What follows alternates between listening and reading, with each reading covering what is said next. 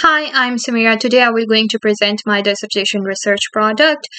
This project focuses on leveraging artificial intelligence and deep learning to address the detection of dry age-related macular degeneration, a leading cause of vision impairment in individuals over 50. By utilizing fundus photography and integrating the MONAI medical open network for artificial intelligence framework, this research develops a novel hybrid model, MONDry-FP, for accurately classifying dry AMD and normal cases.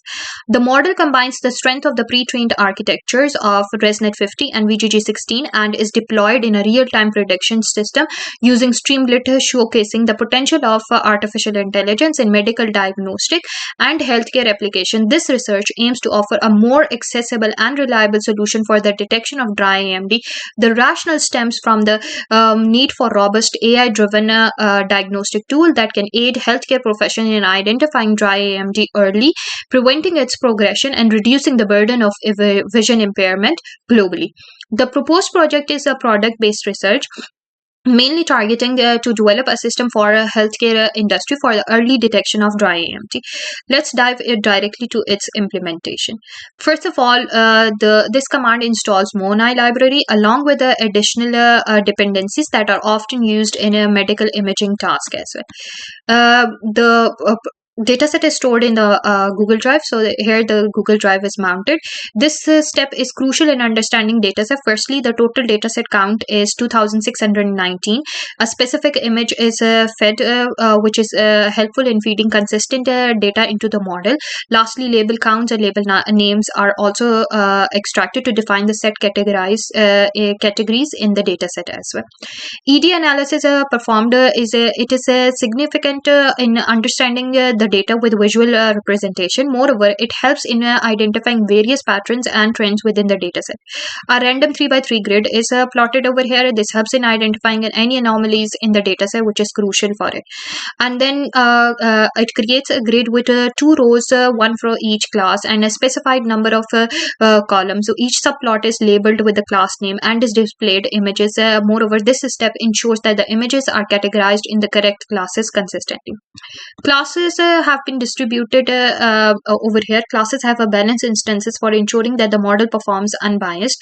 Afterwards, this class distribution is presented in a form of a pie chart as well, visually to represent the balanced data. Each class is proportioned in a balanced manner, with dry AMD 48.6% and normal 51.4% of the total dataset.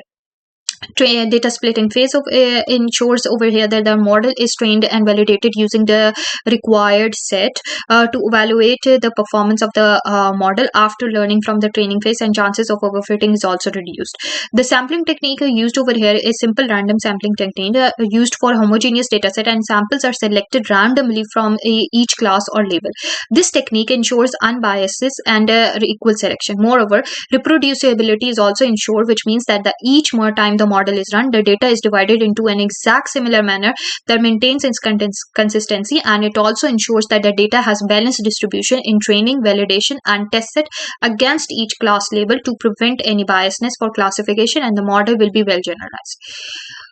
The next step over here is pre-processing. The pre-processing is a significant step which prepares raw data for better analysis. This step also conforms with the research objective of the proposed study as well. MONAI is integrated into this step. Firstly, data augmentation is performed to the training set. Secondly, data transformation is performed to both training and validation set for input to the proposed model. Lastly, activation is implemented for better interpretation of the output, and one-hot encoding is used for to convert classes into a binary format for further processing with the machine learning as well. These are the pre-processed images. A custom class is created for handling initialization method, size and fetch images from dataset for better flexibility. Furthermore, the dataset is loaded into the three different phases: train loader, validation loader, and test loader. Isolation is helpful in ensuring that the data is not leaked, and generated outcome must be real reflection of the generalization. Then another approach which is used over here is shuffling, which is used to break inherent or order that can lead to biasness during training phase. Model implementation. There are 6 base models in the proposed research. 4 are the pre-trained models, deep learning models, DenseNet, VGG16, ResNet, and Efficientnet, and 2 traditional machine learning models, KNN and Random Forest. all the models have the similar training phase. I'm just going to conclude it over here. First of all, the first step is to set up the initialization variable for tracking the best metrics and losses, and defines the number of epochs and the internal interval for validation check. The training phase starts with the setting a model to a training mode using a training set of 1836 images. It begins with loading a batch of 16 images and labels from the loader of the training set. The batch is then moved to the GPU and gradient clearance is performed, if any, from an earlier step. Afterwards, a forward pass is performed to pass images into the respective model for computing prediction. Loss is also calculated, and then once the loss is calculated, the backward, it starts performing a backward pass for computing gradients. Once it is performed, the optimizer is used to update the weights of the model. The loss of each batch is then accumulated to epoch loss, along with the calculation correct predictions, follows by an increment to print the batch loss. At the end of each epoch, the performance metric is calculated, and the learning rate for DenseNet 121 and VGG16 are updated accordingly. The validation for a loop begins with setting a mode to the evaluation mode, and it uses a validation set of 512 images to validate the performance of the model and to ensure the dropout and batch normalization layers work in inference mode as well. Gradient is disabled over here to save any memory. Predictions and labels are collected. Similarly, iterations are performed for calculating loss and other key metrics. Finally, the performance of the model is saved, and it will continuously keep on saving until the best metric is received. A completion message is also printed at the end of the training. Now let's dive into the result outcomes. This is a plot for DenseNet 121. In the beginning evaluation of the model, it was analyzed that DenseNet 121 had major fluctuations and poor performance. Therefore, early stopping, which is a technique of regularization, is applied to prevent any overfitting during training phase. Furthermore, step LR is applied to adjust the learning rate during training phase. With the reduced learning rate, this improves the stability of the model with reducing the chances of skyrocketing the minimum of the loss function, which ensures stable convergence. The left side of the screen shows the training loss plot. The graph shows that the training loss is consistently decreasing without showing any major fluctuation, which means that the model is learning with improved performance after each epoch.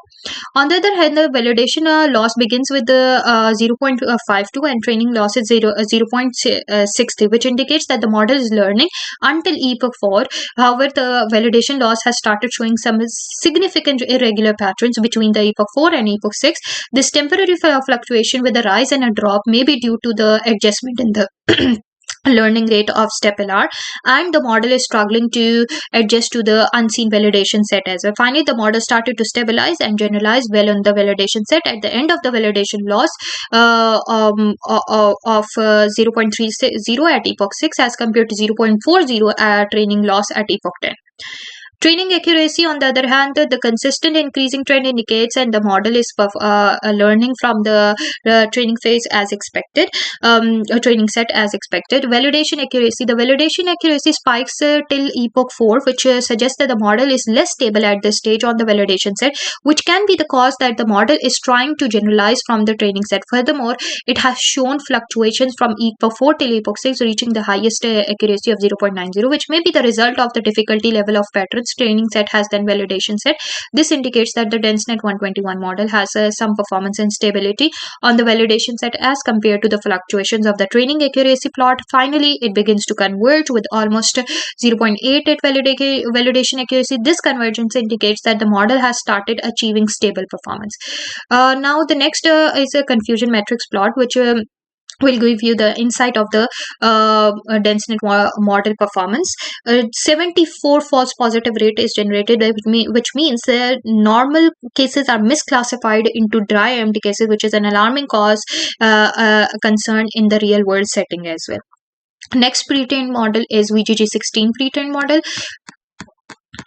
and it has the similar training and validation loss in accuracy plot. Specifically, the sharp decrease in the training loss till epoch 2 indicates that the model has quickly started to learn the fundamental patterns. Moreover, the model has consistent decreasing trend with no significant fluctuation. On the other hand, validation loss started showing variability between epochs 5 till epoch 8 that indicates that the model is not performing well on the validation set and may be capturing noise. Lastly, the validation loss begins to reduce after epoch 8 till epoch 10 with a loss around of lesser than 0.1, which indicates that the VGG16 has started to generalize on the validation due to the regularization technique and adjustment of the learning rate. On the other hand, we have a training accuracy plot which is steadily showing consistent increasing trend as expected, whereas the validation accuracy tends to be more fluctuating during epoch 3 till epoch 6 till epoch 5. An overshoot rise can be seen and a sudden drop at epoch 5, which shows that VGG16 is struggling to generalize on the validation set.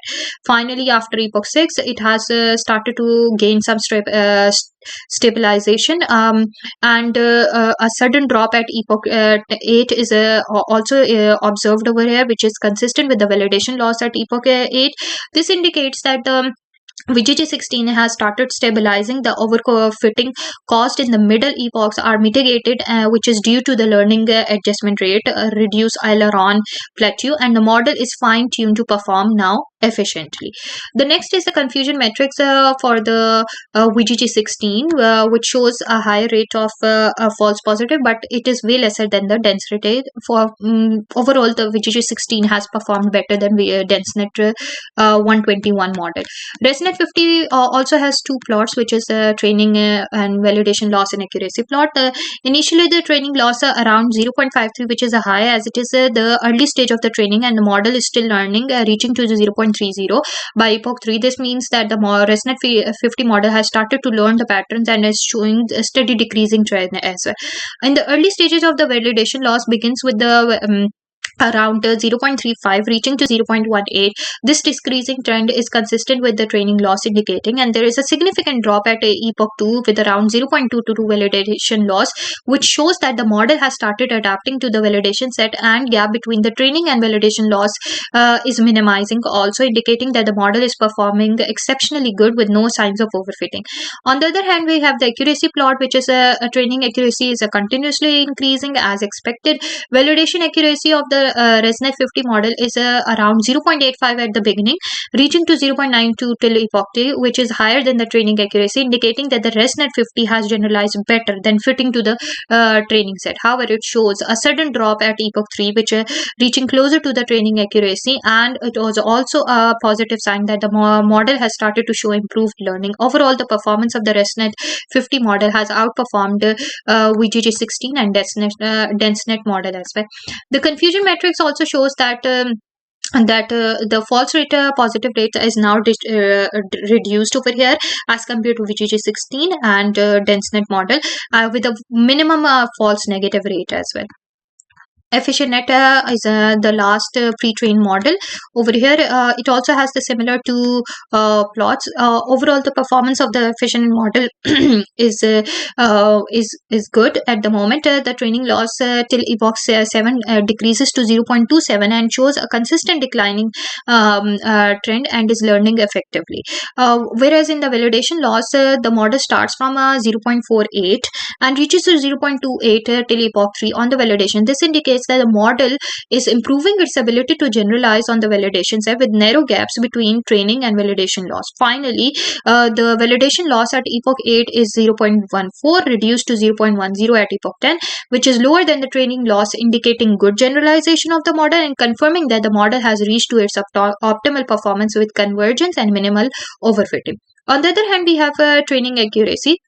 The EfficientNet model begins with a very consistent increasing trend as expected. Validation accuracy in the beginning accuracy reaches to 0.88 till epoch 3, which suggests that the model has a higher validation accuracy than the training accuracy, meaning it started efficiently learning with no signs of overfitting. There are no sudden drops and peaks fluctuation in the graph, confirming to stable optimal performance as well. It reflects strong generalization, optimal performance of the validation set without overfitting signs shows effective model learning as well. Overall, the performance is better than the DenseNet model, but VGG16 and Resonant 50 have outperformed efficient model. But in terms of stability and well generalization, the efficient model has outperformed VGG16 and DenseNet 121 model as well. Here comes the confusion metric. A very high false positive rate is generated for this model as well, with no false negative rate. 31 cases are misclassified into dry AMD, which will be an alarming and will going to cause inconvenience to the patients in the clinicians in the real world setting as well. The other traditional machine learning model is used as KNN, is an instance based algorithm which works differently than neural network. It can be seen clearly that the 83 false positive rate is generated, which is very high as compared to other pre-trained models. The next one is random forest model, which operates on decision trees, and it can also be seen that it has generated a high false positive rate with 3 false negative rate, which means that it has performed well as compared to KNN, but the pre-trained models has performed well as compared to these traditional machine learning model. Then comes the proposed hybrid model based on the highest accuracies of the two models to check whether the combination of these two models will overcome the false positive rates or not, and will going to generate high performance overall. Both the models are loaded over here. New classifier is defined. Models features are concatenated. Pre-processing is and training is done in the similar manner as performed for the base models as well. The training loss begins with a very high value of more than 0.55 and significantly declined to 0.1 till epoch 3. This shows that the model hybrid model MONDry-FP hybrid model is rapidly learning the patterns of the training set, and it has learned the patterns of the training set effectively, which can be validated using validation set. The validation loss also begins with a high value of approximately 0.29 and continues decreasing with a steep decline 0.18 at epoch 3. The MONDry-FP model is continuously converging and shows that the model is improving its ability to generalize better on validation set. Lastly, the validation loss also reaches to 0.04, which is very close to 0, and there is minimum gap between training and validation losses. This indicates that the model has achieved its optimal performance with remarkable balanced learning and generalization. There are no signs of overfitting or underfitting. This confirms the effectiveness of the developed hybrid model.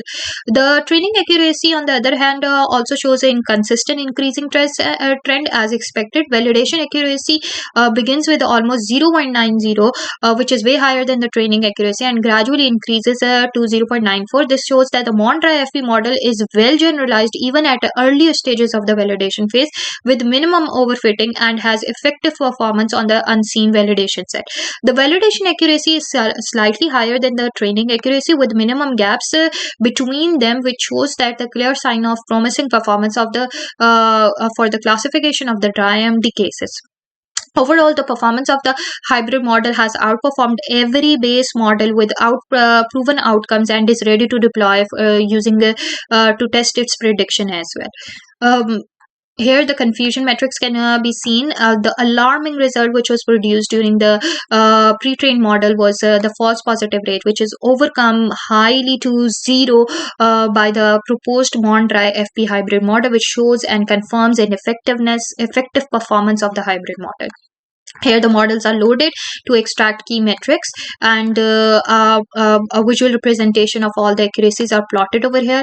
The prediction is performed using the unseen test set to test the performance of the hybrid model, and here the actual image taken was dry AMD, and the proposed hybrid MONDry-FP model has predicted it correctly into dry AMD with a confidence score of 99.75. For the front end, Docker is set up, and once the Docker is set up, you can access the Streamlit app on the localhost 8501. and you can see that once the healthcare profession will going to upload the retinal image, the proposed hybrid model MONDry-FP will going to detect the presence of the dry AMD with and predict its confidence score as well.